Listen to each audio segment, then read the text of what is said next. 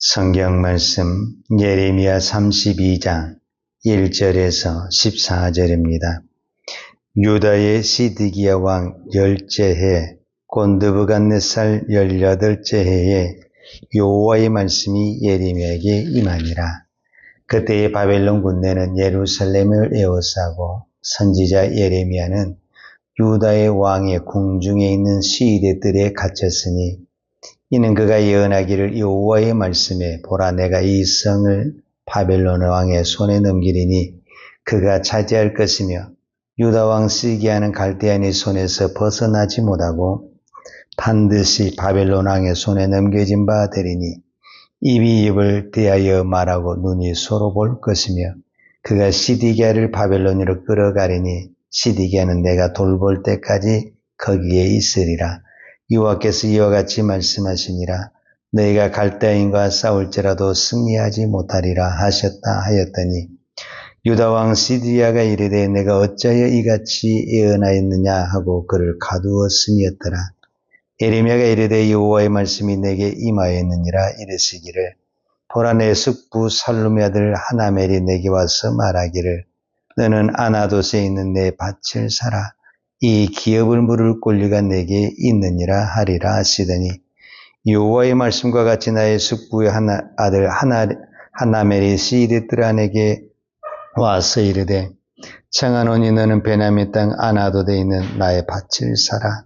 기업의 상속권이 내게 있고 물을 권리가 내게 있으니 너를 위하여 사라 하는지라. 내가 이것을 여호와의 말씀인 줄 알았으므로 내 숙부 아들 하나멜이 아나돗에 있는 밭을 사는데 은 17세겔을 달아주되 증서를 써서 봉인하고 증인을 세우고 은을 저울에 달아주고 법과 규례대로 봉인하고 봉인하지 아니한 매매 증서를 내가 가지고 나의 숙부의 아들 하나멜과 매매 증서의 인친 증인 앞과 시대들에 앉아있는 유다 모든 사람 앞에서 그 매매 증서를 마세야의 손자 네리야의 아들 바룩에게 붙이며 그들이 앞에서 바룩에게 명령하여 이르되 만군의 여호와 이스라엘 하나님께서 이와 같이 말씀하시기를 너는 이 증서 곧 봉인하고 봉인하지 않는 매매 증서를 가지고 토기에 담아 오랫동안 보존하게 하라.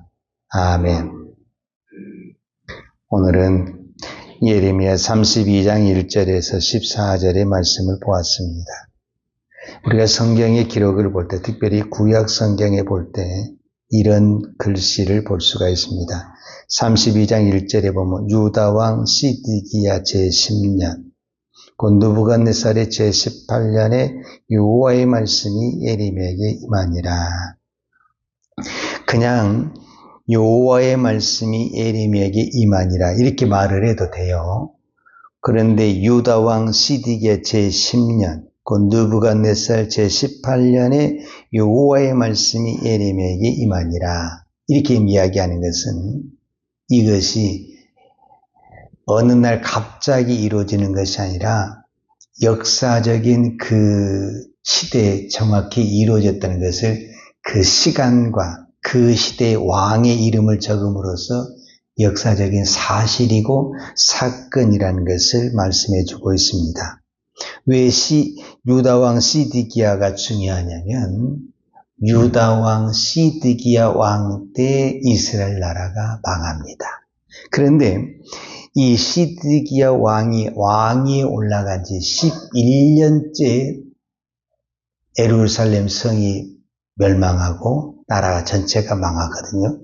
그런데 오늘 성경에 보면 유다 왕 시드기야 제10년에 여호와의 말씀이 예레미야에게 임했다 그 말은 다른 사람은 다 몰라도 예레미야는 알고 있거든요. 우리는 이미 기록된 성경을 통해서 알고 있는데 이때가 이제 역사적으로 계산을 해보면 587년이에요. 왜 587년이라고 우리가 계산을 하냐면 시드기야 제11년 586년에 유다가 바벨론에 멸망을 하는 거예요. 근데 지금 시드기야 왕이 제10년 통치하고 있을 때 이때 그러니까 유다가 멸망하기 1년 전에 하나님이 예레미야에게 나타나서 무슨 말을 했느냐 예언의 내용이 3절에 나오는 거예요. 그러면서 그 3절의 내용이 뭐냐? 3절에 보면 이는 그가 예언하기를 여호와의 말씀에 보라 내가 이 성을 바벨론의 손에 넘기리니 그랬어요. 그런데 이미 2절에 예레미야가 이렇게 예언하기도 전에 이미 지금 그 어떤 분위기와 공포는 이미 이루어졌어요. 2절에 보면 그때에 바벨론 군대는 예루살렘을 에워싸고 선지자 예레미야는 유다의 왕의 궁중에 있는 시일의 뜰에 갇혔으니 그랬어요. 그러니까 이미 바벨론의 군사는 쳐들어와서 예루살렘을 포위했고 그 포위하는 가운데 예레미야는 희망에 대한 메시지를 해야 되는데 왕에게 가서 무슨 이야기를 했냐면 당신은 바벨론에게 끌려갈 것입니다. 이 말을 하니 누가 좋아하겠습니까? 그래서 결국은 어떻게 됐냐? 그 왕이 예레미야를 시대 뜰에 가둬버렸다. 시대 뜰이라는 것은 특별히 일반 감옥이라기보다는 왕이 거하는 감옥이에요. 그래서 이 감옥은 일반 죄수들이 들어가는 것이 아니라 특별히 왕에게 정치적으로 또 반역이라든지 이런 죄를 지은 사람들을 특별히 가뒀던 곳이 왕의 궁정 안에 있는 시대들이 누가 갇혔냐? 예레미야가 갇혔다라는 거예요. 그런데 그 감옥에 갇힌 예레미야에게 하나님의 말씀이 즉 여호와의 말씀이 임했다라는 것은 하나님의 말씀은 감옥에 있어도 들을 수 있다. 어쩌면 우리가 사도행전에서도 보는 것처럼 사도들이 언제 하나님의 음성을 많이 들었냐? 감옥에 있을 때 하나님의 음성을 많이 들었어요. 우리가 흔히 사도 바울의 옥중서신이라고 그러잖아요. 에베소서, 빌립보서, 골로새서 이런 것들을 우리가 옥중서신이라고 그러잖아요. 그러면 이 옥중서신은 언제 기록한 것이냐면 사도 바울이 감옥에 있을 때 기록을 했다라는 거예요. 그러니까 어떤 부분에서는 우리가 감옥에 있으니까 아무것도 못할 것 같지만 어떤 부분에서는 감옥에 있을 때 하나님을 깊이 만날 수 있는 시간과 은혜가 주어졌다라고 말할 수 있어요. 어쩌면 오늘 내 삶이 감옥같이 갇혀있고 혼자 고립되어 있고 나 혼자만 있는 것 같은 생각이 든다고 한다면 이때야말로 내가 하나님을 깊이 만날 수 있고 하나님의 음성을 들을 수 있는 은혜다 이렇게 생각하면은 그 또한 복이 될 줄로 믿습니다. 이제 두 번째 하나님의 말씀이 예레미야에게 이르는데 이거는 또 이제 말이 안 돼. 자, 6절에 보게 되면 이 말씀이 있어요. 예레미야가 이르되 여호와의 말씀이 내게 임하였느니라 이르시기를 보라 내 숙부 살룸의 아들 하나멜이 내게 와서 말하기를 너는 아나돗에 있는 내 밭을 사라 이 기업을 물을 권리가 내게 있느니라 하리라 하시더니 그랬습니다. 그러니까 이제 두 번째 하나님의 말씀이 예레미야에게 임했는데 그 두 번째 말씀이 뭐냐 하면 아나돗에 있는 땅을 사라는 거예요. 말이 안 되고 이해가 안 되는 거예요. 왜냐? 지금 예레미야의 지금 환경이 뭐냐면 감옥에 있어요. 감옥에. 이 감옥에 있는 사람에게 찾아가서 저기 땅을 사라. 이 말이 됩니까? 더더구나 이미 예레미야는 지금 이 나라가 멸망할 것을 알고 있잖아요. 1년 후에 이르면 이 나라가 멸망이 된다니까. 우리가 한번 상식적으로 생각을 해보세요. 이 땅에 전쟁이 일어났어요. 내가 땅을 사야 되겠어요? 있는 땅을 가지고 팔아서 이민을 가야 되겠어요? 누가 생각해도 이런 시국에 무슨 땅을 삽니까? 있는 땅도 지금 팔아야 될 판국인데. 그런데 하나님의 말씀이 이 아나돗에 있는 땅을 사라는 거예요. 기가 막히죠? 왜 아나돗에 있는 땅을 사라고 그랬느냐? 그 이유가 있습니다. 예레미야 1장 1절에 보면은 이 예레미야 출신, 즉 예레미야 고향이 아나돗입니다.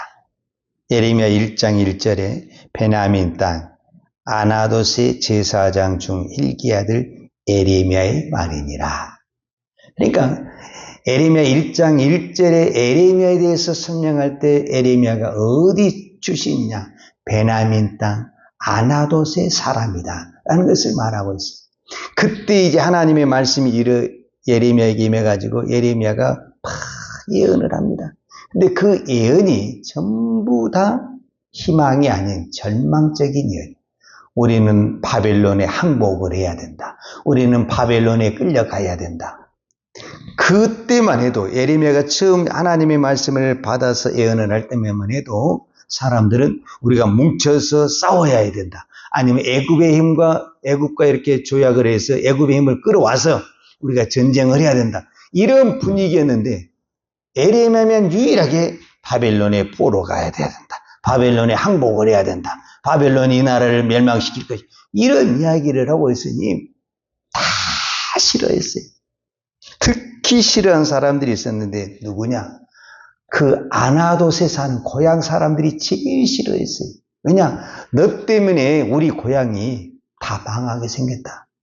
여러분 그러지 않겠어요?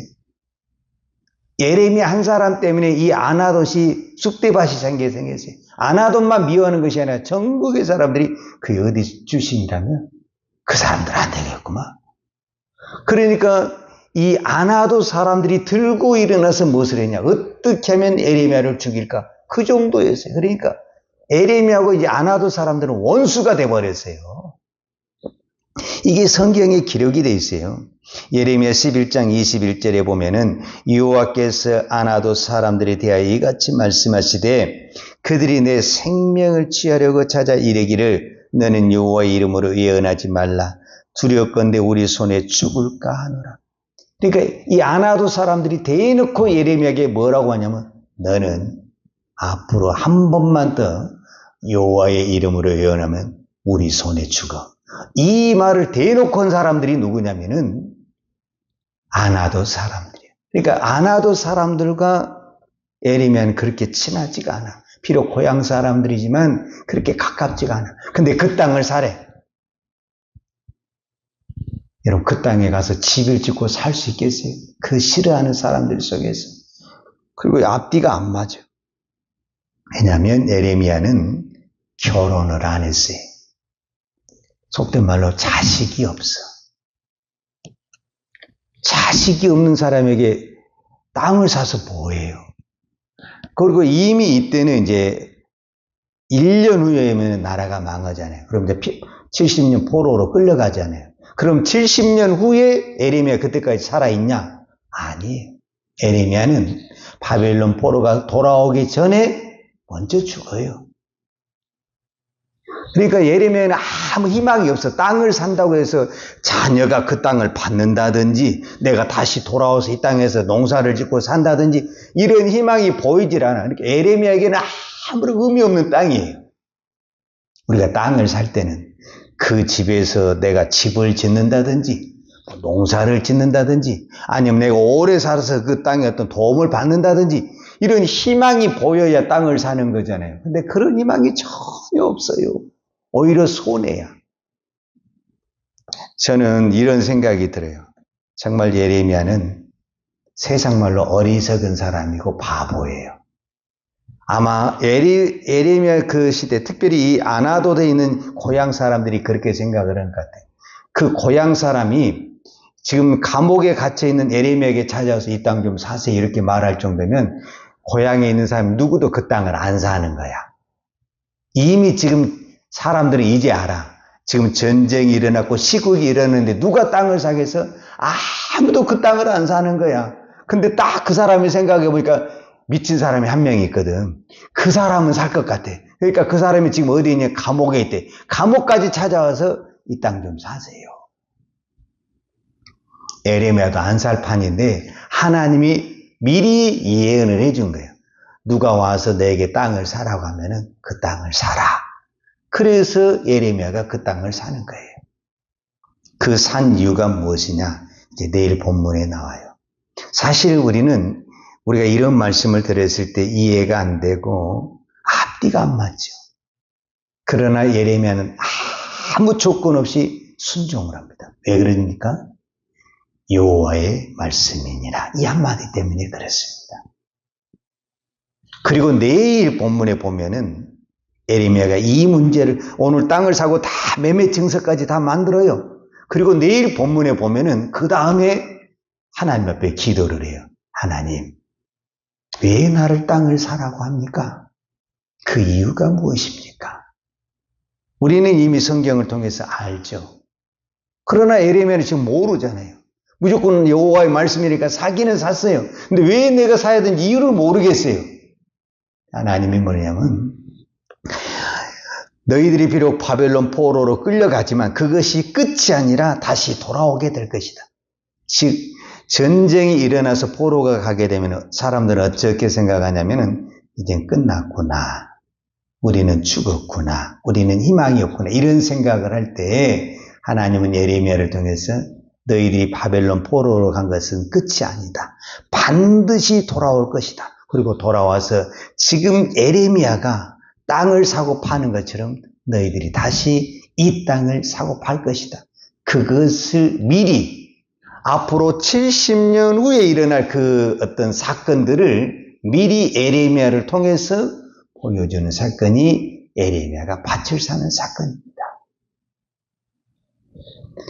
오늘 우리가 하나님의 말씀을 들을 때 이해가 안 됩니다. 말이 안 맞습니다. 그러나 그 말씀이 하나님의 말씀이라면 일단 순종을 하고 그 다음에 우리가 하나님께 물어보면 하나님은 자세하게 설명을 해줍니다. 예레미야는 지금 전쟁이 일어나서 모든 사람이 전망이 있을 때 땅을 사면서 희망을 선포하고 있습니다. 우리가 바벨론에 끌려간 것은 끝이 아닙니다. 이것이 마지막이 아닙니다. 우리는 반드시 돌아올 것이고 다시 땅을 사서 농사를 짓고 집을 지을 것입니다. 그 희망을 가지고 우리는 바벨론을 가야 됩니다. 그렇게 예언을 하고 있습니다.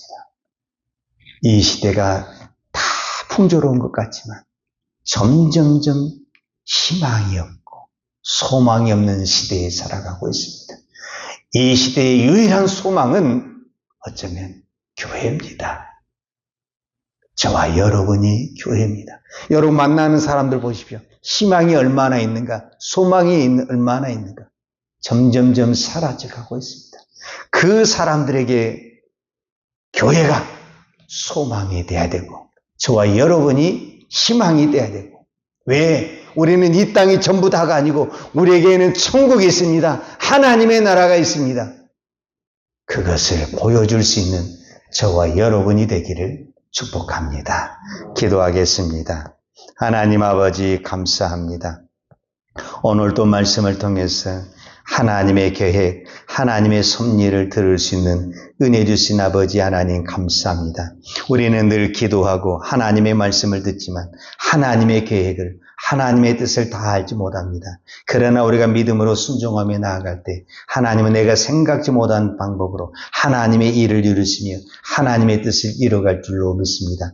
이 땅에 많은 교회가 있습니다. 하나님 이 땅의 교회들이 이 세상의 빛이 되게 하시며 소금이 되게 하시며 소망이 되게 하여 주옵소서. 먼저 믿는 우리가 이 땅에 정말 천국 백성으로서 많은 사람들에게 하나님의 백성다운 그 삶을 보여줄 수 있는 은혜와 복을 허락하여 주옵소서. 오늘도 그 사명을 감당하고 싶어서 이 새벽에 기도합니다. 내 힘으로는 못합니다. 그러나 우리가 하나님께 기도할 때 하나님께서는 에레미야에게 힘을 주셨고 은혜를 주신 것처럼 오늘 기도하는 종들에게도 하나님의 은혜와 성령의 능력을 부어주실 줄로 믿습니다. 오늘도 이 믿음으로 살아내는 믿음의 종, 기도의 종 되게 하여 주옵소서. 예수님의 이름으로 기도하였습니다. 아멘. 요한은 내게 복을 주시고 너를 지키시기를 원하며 요한은 걸굴로 내게 비추사 은혜 베푸시기를 원하며 요한은 걸굴을 내 길을 행하여 드사 평강 주시기를 원하노라. 이제는 교회의 머리 되신 우리 주 예수 그리스도의 은혜와 아버지 하나님의 그 크신 사랑과 성령님의 교통하심과 인도하심이 오늘도 여호와의 말씀에 이해가 안 되고 앞뒤가 안 맞지만 오직 믿음으로 순종하며 달려가길 원하는 사랑하는 주의 종들 머리머리 이해와 이 나라 이 민족과 한국 교회 위에 온 열방에 이 생명의 복음을 증거하는 선교사님들 위에와 사랑하는 주의 자녀들 머리 위에 이제로부터 영원토록 함께 있을지어다. 아멘.